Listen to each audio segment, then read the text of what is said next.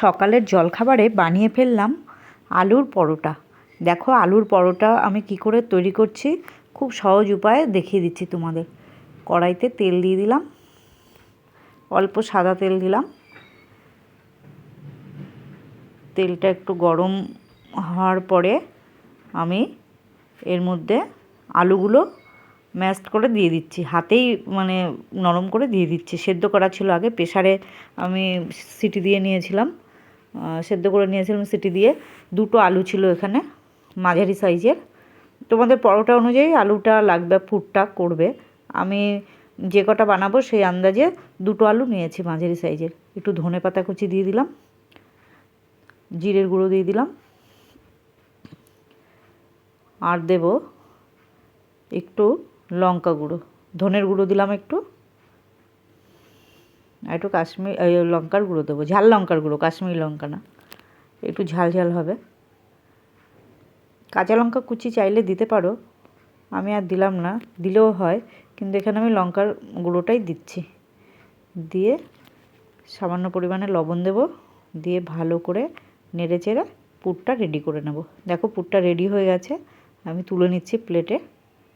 এইবার চলো তোমাদের ময়দাটা মাখা দেখাই। শুধু ময়দা দিইনি, এখানে আটা ময়দা মিক্সড করে দিয়েছি। অর্ধেক ময়দা অর্ধেক হচ্ছে আটা, কেননা শুধু ময়দার পরোটা আমার ভালো লাগে না, মনে হয় রাবারের মতো লাগে, মানে কেমন যেন লাগে। এই জন্য আমি যখনই লুচি বা পরোটা করি হাফ হাফ মিশিয়ে নিই, তাহলে ভালো টেস্ট হয় খেতে। দেখো লবণ দিয়ে যেমন করে ময়দা মাখো, মানে আটা মাখো, সেরকম করে মেখে নিয়েছি। একটু সামান্য লবণ দিয়েছি, একটু তেল দিয়েছি, দিয়ে দেখো গোলাগুলো একটু বড় করছি আমি, লেচিগুলো তোমার রুটির থেকে একটু সাইজে বড় করছি, কেননা পুরটা ঢুকবে তো, আর একটু পরোটাটা মোটা মোটা হবে, রুটির মতো অত পাতলা হবে না।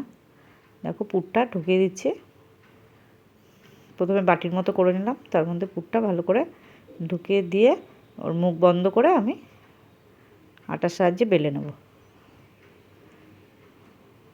ভালো করে মুখ বন্ধ করে এবার আমি দেখো বেলে নিচ্ছি। বাড়িতে মানে খুব তাড়াতাড়ি ঝটপট করে এরকম পরোটা যখন তখনই করে খাওয়া যায়। আমি খুব সহজ উপায়েই দেখালাম, আর মানে সামান্য কিছু জিনিস দিয়ে, একদম ঘরোয়া পদ্ধতিতে। দেখো বেলে নিয়ে এইবার আমি প্যান বসিয়ে দিয়েছি,